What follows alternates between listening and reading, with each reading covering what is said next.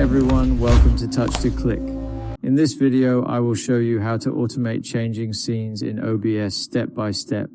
So now let's get started.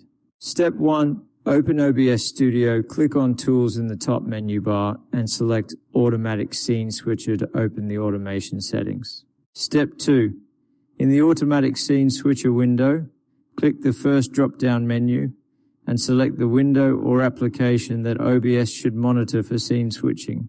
Step 3. Click the scene selection drop-down next to the chosen window and select the scene you want OBS to switch to when that window is active. Step 4. Click the plus button to add and save the window and scene pairing. Step 5.